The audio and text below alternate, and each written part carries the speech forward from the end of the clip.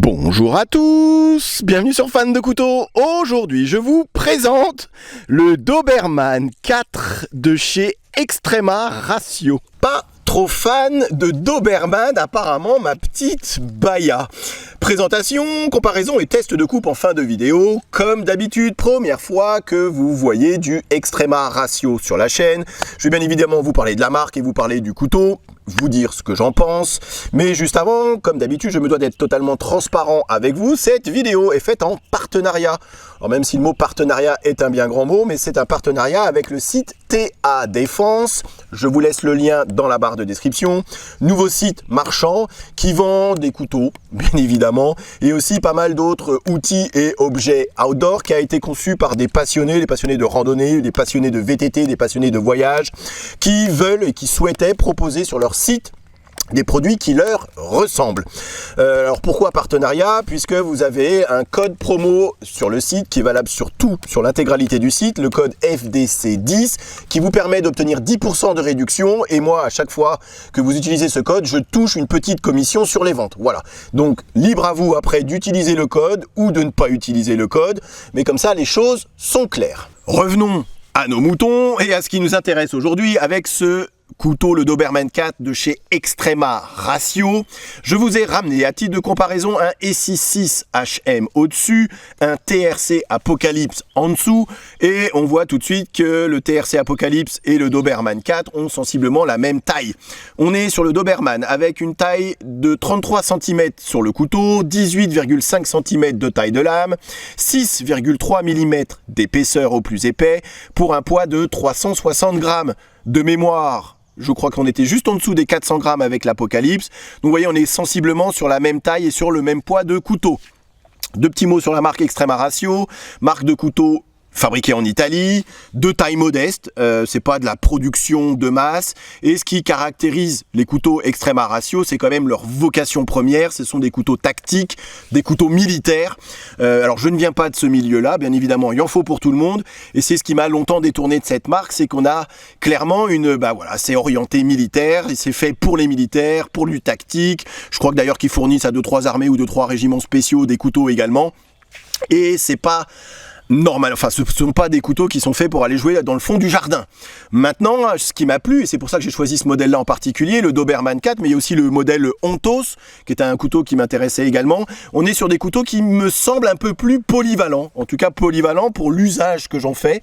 Vous savez ce que je fais avec mes couteaux, je vais dans la forêt, je vais m'amuser 2 heures avec mon chien à couper du bois et à bâtonner un petit peu, et c'est vraiment, voilà, je trouvais que le Doberman 4, il réunissait un petit peu tout ce que je recherche dans un couteau, c'est-à-dire ce côté un petit peu polyvalent. Maintenant, on ne retirera pas ce côté tactique et ce côté un petit peu militaire au couteau, avec ce revêtement noir, avec ce faux tranchant sur le dessus et avec ce manche finalement si caractéristique des couteaux Extrema Ratio. Et c'est ce que je trouve assez balèze et assez fort chez Extrema Ratio, c'est qu'on reconnaît un couteau Extrema Ratio au premier coup d'œil grâce à ce manche, grâce à ce renfoncement ici où on peut y glisser l'index et le majeur. Et la question que tout le monde se pose, c'est: mais est ce manche est-il confortable?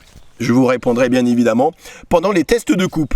On est sur une marque haut de gamme avec Extrema Ratio, et j'en veux pour preuve cet étui en Cordura. Alors le Cordura, c'est une sorte de nylon. C'est la première fois que je vois un étui de cette qualité-là. J'ai été et je suis toujours d'ailleurs bluffé par la qualité de cet étui. Alors en plus, j'ai oublié de vous ramener mais l'étui. Alors le couteau est bien évidemment livré avec l'étui. Vous avez ici un passe en ceinture. Et vous avez en plus une boucle qui vous permet d'attacher et de sécuriser votre couteau, vous savez, autour de votre cuisse, afin que le couteau ne se balade pas un petit peu partout lorsque vous sautez en parachute ou lorsque vous rampez dans la boue. L'étui est d'une qualité de fabrication assez remarquable. L'étui match parfaitement avec le couteau. Vous savez, souvent quand on achète un couteau à lame fixe, bien évidemment premium, on a un étui, des fois on est un petit peu déçu par l'étui. On se dit qu'ils auraient faire un effort sur l'étui. Là, absolument pas. L'étui a été pensé comme le couteau a été pensé, à vocation première, c'est tactique militaire. Vous avez des passants molles un petit peu partout.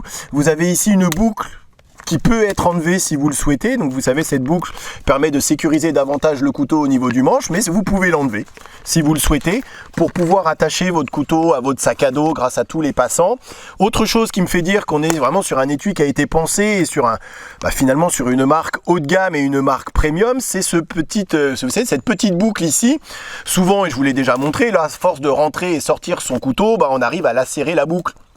Ici, le passant, regardez, ils y ont rajouté une petite pièce de plastique supplémentaire afin qu'on ne lacère pas le cordura, le nylon à chaque fois qu'on rentre ou qu'on sort son couteau. Donc ça, je trouve que c'est plutôt bien vu.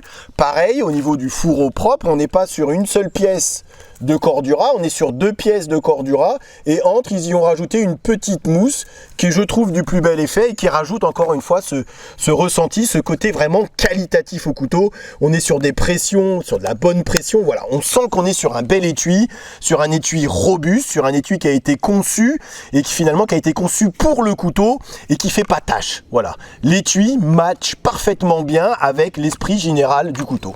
Je vais répondre à la question qui revient le plus souvent lorsqu'on me parle de la marque Extrema Ratio, c'est l'utilisation du N690. Comme je vous ai dit, on est sur une marque premium qui vend des couteaux très chers. Ici, ce couteau coûte 380 € et il continue à utiliser du N690. Je vais vous la faire très courte. Le N690 n'est pas un acier issu de la métallurgie des poudres. On est, pour moi en tout cas, pas sur un acier de l'espace et vendu à ce tarif, pour certains, ça peut être un frein. C'est vrai qu'aujourd'hui, on arrive à trouver sensiblement le même tarif, le même type de couteau avec des aciers de meilleure qualité. Maintenant, comme je le dis assez souvent, à chaque acier, une utilisation. Et ici encore, ce couteau à vocation tactique et conçu pour les militaires en premier, est fait pour être utilisé. Et dans cette optique-là, le N690 n'est pas un mauvais choix. Je pense que le militaire, il en a rien à faire d'avoir du M390 ou un acier ou du LMAX ou d'un acier de l'espace. Lui, ce qu'il souhaite, le militaire, c'est d'avoir une lame et un couteau robuste, un couteau sur lequel il puisse compter. Un couteau qui résiste particulièrement bien à la corrosion, même si ici vous avez un revêtement noir, mais voilà, il a autre chose à faire quand il rentre de mission, d'avoir à passer son couteau au balistol tous les soirs. Ce qu'il souhaite également, c'est d'avoir un tranchant qui va résister, un tranchant qui ne va pas chipper, qui va ne pas faire d'accroc dans la lame à la première utilisation. Et au final, je pense que ce qu'il recherche en premier, c'est qu'il ait un couteau qui soit facile à aiguiser, qui ait ce bon rapport tenue du tranchant et facilité à l'affûtage. Et c'est ça que nous offre finalement le N690. Comme vous pouvez le voir, c'est marqué dessus, avec une dureté de 58 HRC. On est loin des 61-62 HRC que certains aciers de l'espace peuvent atteindre. Ici, on va être sur un acier qui va être facile, moins galère en tout cas à affûter. Ça va vous demander moins de matos également. Il n'y a pas besoin d'emmener 3 grains de pierre diamant pour affûter son couteau. Ici, une petite céramique, une petite CC4, une petite DC4 de chez Folkniven et le tour est joué, vous allez pouvoir retrouver un tranchant. Et je trouve que finalement dans cette optique-là, encore une fois, dans cette optique de couteau qui est fait pour être utilisé, acier qui est fait pour être utilisé dans cette optique-là de couteau militaire résistant à la corrosion, résistant au cheese, pas trop galère à affûter, le N690 n'est pas un mauvais choix. Après, c'est certain que payer presque 400 € pour du N690, comme je vous ai dit, c'est peut-être le seul petit hic qu'il pourrait y avoir avec cette marque Extrema Ratio. Parlons du couteau quand même, on est là pour ça. Le Doberman 4, pourquoi 4? Puisque c'est une évolution depuis 97, le modèle Doberman subit quelques évolutions, surtout esthétiques, pour arriver aujourd'hui avec le 4. Je parle 2 secondes de la lame et après du manche. Vous avez remarqué, on est ici sur un tranchant qui est légèrement recurve, ce qui va nous donner un petit peu plus de force lorsqu'on va exercer des coupes à la volée, en disant qu'on va avoir un petit peu plus d'inertie ici au niveau du belly, au niveau du ventre du tranchant. Ça, c'est plutôt pas mal, puisque 360 grammes, c'est pas excessif, mais on a quand même une bonne force de pénétration et on sent qu'on a quand même une certaine inertie et que ça rentre vraiment très bien dans le bois. Sur le haut de la lame, vous avez un faux tranchant, vocation tactique en premier. Ce qu'il y a à savoir sur cette lame, c'est qu'on est sur un tranchant qui est hyper épais. Si vous destinez votre gros couteau de camp à de la préparation nourriture, ça sera peut-être pas un choix judicieux. Ici, et ça se voit surtout lorsque je coupe de la pomme, ça a plutôt tendance à écraser la pomme qu'à faire des jolies petites tranches fines. Après, vous allez me dire, le militaire, il n'est pas là pour se préparer une petite tarte aux pommes. On est tout à fait d'accord. Encore une fois, il a été conçu ce pourquoi il a été conçu. C'est tout à fait, c'est même judicieux d'y avoir fait un tranchant assez épais. Maintenant, moi, pour mon utilisation personnelle, je préfère avoir des tranchants peut-être un petit peu plus fins, justement, pour cette préparation nourriture. Le revêtement tient excellemment bien, même si j'ai pas fait grand chose avec, mais normalement on pourrait déjà voir des petites traces d'usure, alors que là pas du tout. Bon, il prend quelques rayures, mais ça c'est tout à fait normal. Donc on est vraiment sur une très bonne qualité. Et pareil au niveau du tranchant, hein, j'ai pas passé 5 heures dans la forêt, mais honnêtement le tranchant n'a absolument pas bougé, ça a absolument pas roulé, ça a absolument pas chippé. Donc on peut imaginer que le traitement thermique réalisé par Extreme Ratio, il maîtrise, depuis le temps qu'il utilise le N690, on peut imaginer qu'il maîtrise aussi le traitement thermique. Alors, je vais m'attarder 2 secondes sur le manche, puisque c'est finalement ce qui fait aussi l'originalité des couteaux Extreme Ratio, et c'est ce qui fait qu'on les reconnaît au premier coup d'œil. On est, avec le manche comme sur le couteau, on est toujours dans cette optique tactique. Donc du coup, le militaire utilise des gants. Et lorsqu'on va utiliser des gants avec ce manche, on peut imaginer, alors moi j'utilise pas de gants, mais on peut imaginer qu'on soit sur un confort de manche au top. On est sur un manche en Forprene, alors c'est la matière qu'ils utilisent, c'est légèrement, alors je vais pas dire caoutchouté, mais caoutchouteux, on a un excellent grip, c'est bien moins glissant que sur un BK9 par exemple. Maintenant, je pense qu'en utilisant des gants, c'est juste génial. Le fait que je n'utilise pas de gants, ça peut me gêner lorsque j'utilise une prise, on va dire, normale de son couteau. Lorsque j'utilise cette prise normale du couteau, j'ai tendance à serrer exagérément le majeur et l'index afin d'avoir un bon grip, vous voyez, puisque autrement, si je ne serre pas, j'ai l'impression que le couteau bouge un petit peu. Donc voilà, c'est vraiment la seule petite remarque que je pourrais faire si vous n'utilisez pas des gants et en prise normale de son couteau. Après, le couteau, il est clairement pas fait pour le petit travail de détail. Je vous ai dit, on est sur un tranchant qui est hyper épais. Même quand je fais des petits feather sticks, c'est pas forcément le meilleur pour faire ce genre de travail. Après, encore une fois, le militaire, il est pas là pour faire des petits feather sticks et machin et tout. Alors, il peut le faire en cas d'extrême urgence, mais ça n'a pas été conçu comme ça. Par contre, là où il est juste génial ce manche, c'est lorsqu'on va se reculer légèrement dessus et lorsque j'ai une prise style coupe à la volée, là j'ai mon index qui vient tout naturellement se coincer dans le renfoncement ici, vous voyez. Et là du coup le couteau ne bouge absolument pas. Et là je peux travailler des heures, c'est hyper confortable. Je vous ai dit, le manche il est absolument pas glissant, c'est hyper grippant. Pas besoin d'y passer une dragonne, même si vous pouvez, puisque il y a un petit trou pour y passer une dragonne. Vous avez même l'acier ici qui dépasse, si vous pouvez vous en servir comme brise-vide, comme marteau, comme pour casser des noix, faire ce que vous voulez avec. Mais honnêtement, je n'ai jamais ressenti le couteau. Vous savez, souvent je dis, j'ai tendance à avoir le couteau qui a envie de foutre le camp. Et là, absolument pas. Je trouve que ce petit renfoncement là, pour tout ce qui va être des grosses coupes à la volée, là, ça c'est juste génial. Alors là, je suis peut-être un petit peu optimiste. Le but, encore une fois, c'est pas de péter le couteau, mais c'est vraiment de voir ce qu'il est capable de faire. Et là, j'avoue que le bois étant super sec, on va voir, mais... Oh non, ça a l'air de bien se passer. Ce qui est génial ici, c'est que vous avez vu sur le dessus, alors il n'y a pas de jimping ni de cannelure, mais ça vous permet lors de phase de bâtonnage de retaper à ce niveau-là sans abîmer le manche. Et ça, je trouve que c'est vraiment très bien vu. Vous voyez là, j'ai souvent besoin d'aller retaper un petit peu ici. Et si on tape directement sur le manche, vous abîmez le couteau, vous abîmez le manche, alors que là, pas du tout.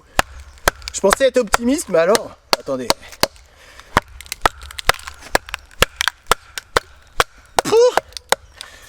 Facile, honnêtement. Je m'attendais à galérer, mais là, pas du tout. Ouais, c'est génial. C'est la géométrie du couteau. Après, je vous ai dit, on était sur un tranchant qui est quand même assez épais. Donc il va être un peu plus résistant que si le tranchant était fin. Encore une fois, vocation tactique. On n'est pas là pour... le tranchant ne doit pas s'abîmer au premier coup porté. Et là... même si un couteau n'est pas fait pour bâtonner, en tout cas, il en est tout à fait capable. Génial. Et le confort au niveau du manche, rien à dire. C'est que du bonheur. Pour conclure en 2 mots sur ce Doberman 4, je pense que j'ai dû répéter le mot tactique et militaire des dizaines, voire des centaines de fois pendant cette vidéo, j'en suis conscient. L'idée, c'était également de vous présenter ce couteau, puisque même si on reste dans ce qu'Extreme Ratio fait, c'est des couteaux tactiques, avec ce Doberman 4 on est sur un couteau peut-être un petit peu plus polyvalent que ce qu'on a l'habitude de voir chez Extrema Ratio. Vous savez, ce que je recherche moi dans un gros couteau, que ce soit un petit, un pliant ou même un grand couteau de camp, c'est cette polyvalence, un peu de fond du jardin, un peu de préparation nourriture, et si jamais on en avait besoin, un couteau sur lequel on pourrait compter. Et finalement je trouve que ce Doberman 4 remplit parfaitement ce rôle, même si on reste clairement sur une vocation tactique en premier lieu. Vous aurez compris. En tout cas, je tenais encore une fois à remercier le site TA Défense de m'avoir fait confiance, de m'avoir envoyé ce couteau, de m'avoir permis de découvrir en main propre la marque Extrema Ratio. Et je suis bien content qu'on ait une marque européenne, italienne ici pour être précis, qui est capable de nous sortir des couteaux avec ce niveau de qualité et ce niveau de finition. Honnêtement, ça fait plaisir à voir. Je vous remercie d'avoir regardé cette vidéo et je vous dis donc à très bientôt sur Fan de Couteaux. Salut! Présentation, comparaison avec d'autres modèles et test de coupe en fin de vidéo comme d'habitude. Ok, allez, voyons voir ce que ça donne. Rasoir. Encore une fois, les goûts et les couleurs. C'est simple et efficace. Je suis faible, j'achète. Il n'y en aura pas pour tout le monde.